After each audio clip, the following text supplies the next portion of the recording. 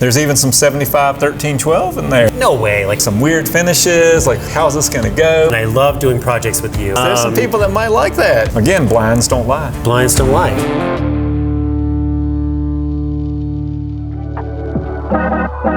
All right, so we're here at Bardstown. We just signed off on the blend here with Bourbonmore, and I think we knocked it out of the park. I think so. So went better than expected, honestly. It really did. And Dan obviously gave us a head start with what he pulled. He pulled some amazing barrels. He pulled some blends, some unique stuff, some one-off stuff for us to try. And I think we really took what he gave us and ran with it. And I think even if Dan was here right now, he would say like, yes, like I sign off, like I love what you guys did. Yeah.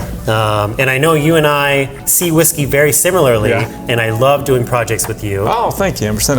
Same. What I thought was cool when he first laid out what he had selected for us to start the blend with. At first I was like, wait a minute, I don't know, there's Canadian here.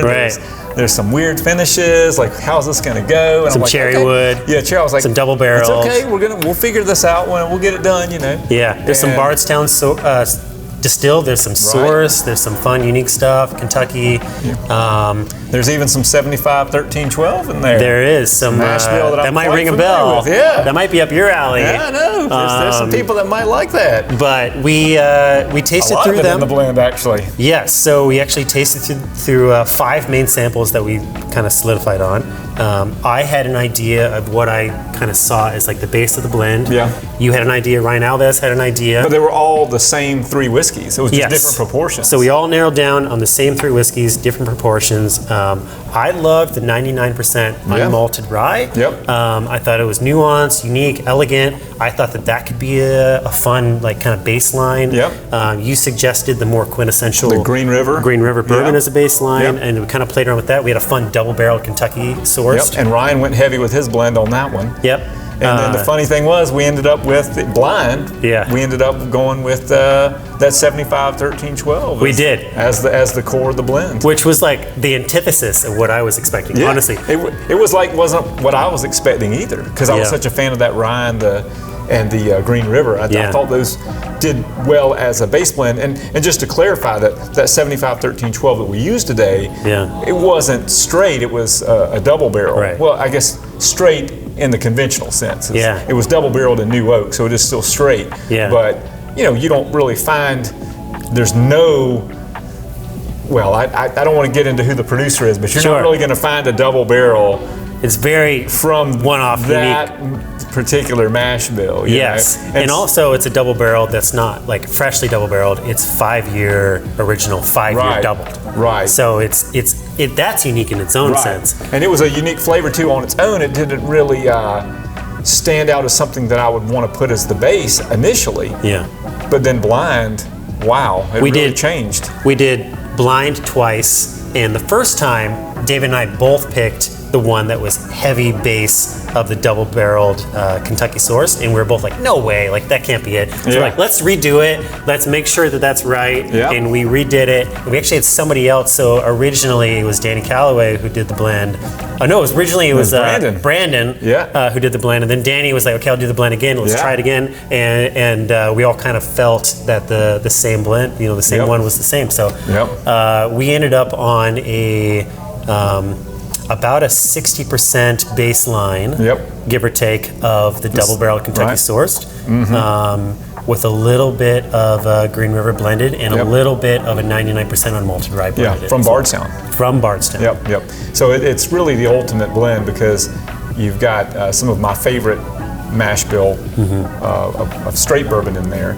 But then you also have, we're both big rye fans, so to have the 99% rye, which did not taste like a 99% rye, to me it kind of came across more like a high rye bourbon. I agree. Than a straight rye. And once we found out it was a straight rye, it was like, it made sense. But blind, I don't know if I would have guessed straight rye on that. Especially on the nose. Like there were no like jumping like herbaceous, minty, or even dill notes on the nose. Especially for me, 99% rye. To me, it was like elegant malt and beautiful like honey kind of in that note. And that Green River, I would have walked away with that as a single barrel pick. all day. It was great by itself. And, Yeah. But that was because, and I don't want to give the wrong information, but according to Dan, it was aged in a very special location, which is kind of like his honey location Sure. for Green River.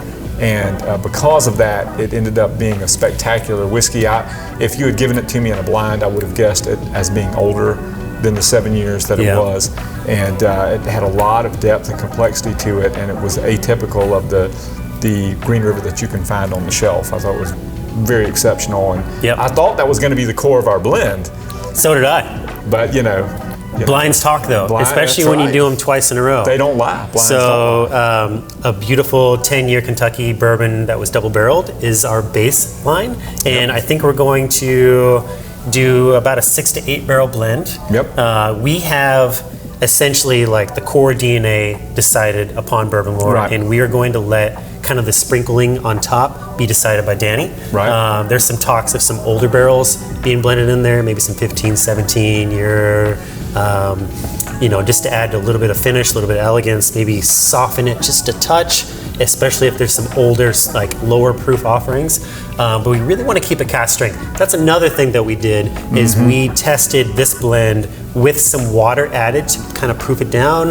A few of us thought there might be some slight harsh notes on the edges, and so we did a blind with our initial blend with different percentages of water added to it. And we were wrong. The cask strength was where we it was did, at. yeah. And we thought that the cask strength really shined, and so again, blinds don't lie. Blinds don't lie, and so you really, when you blend whiskey, you start from the beginning, you add a little bit, you blind, you figure it out, and then you move from there. And you really want to stay true to like the original kind of vision for the project. You don't want to do too much at once. It's fun, looking at it now. It's almost like a battlefield after the battle. You see all these glasses on the table. Yeah. And behind the camera, there's 30 glasses over there. What we're seeing right here. Yeah. We did a lot of tasting, a lot of nosing, a lot of second guessing, a lot of trial and error, and we had other whiskeys we could play with. We played around with adding some Canadian whiskey to it. We did, yeah. We played around with adding some cherrywood whiskey to it. A different Kentucky sourced bourbon as well. Another legacy distillery offering that we debated on adding to it. But ultimately, we were always happy with those first 3 elements. We knew that was what the blend should be. We tried to add other things, but they didn't really add anything to what we already had. So we kind of rolled with our gut and went with the 3 that we had always liked from the very beginning. And I think that it's only going to be a stronger blend because of that. Yeah, I think Danny was happy with it too. Danny's extremely happy. I feel very confident that we knocked something absolutely out of the park. So be on the lookout for a blend of Kentucky straight whiskeys coming from Bardstown Bourbon Company and Bourbon Lore coming soon.